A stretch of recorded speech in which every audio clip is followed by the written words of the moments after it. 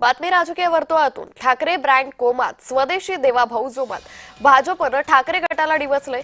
सेना भवन परिसरात भाजपनं ही जोरदार बॅनरबाजी केली आहे। तर बेस्ट पतपेढी निवडणुकीत ठाकरे बंधूंच्या पॅनलचा दारुण पराभव झाला। तर याच वेळी आता भाजपनं ठाकरे बंधूंना डिवचल्याचं पाहायला मिळतंय। शिवसेना भवनाच्या बाहेर भाजपकडून ही बॅनरबाजी करण्यात आली आहे। ठाकरे कोमात स्वदेशी देवाभाऊ जोमात अशा आशयाचे बॅनर सध्या सेना भवनाच्या समोर पाहायला मिळत आहे। तर बेस्ट पतपेढीच्या निवडणुकीमध्ये ठाकरे बंधूंच्या पॅनलचा दारुण पराभव झाला, ज्यामध्ये शशांक राव हे विजयी झालेले आहेत आणि त्यामुळे आता भाजपकडून ही बॅनरबाजी करण्यात येते।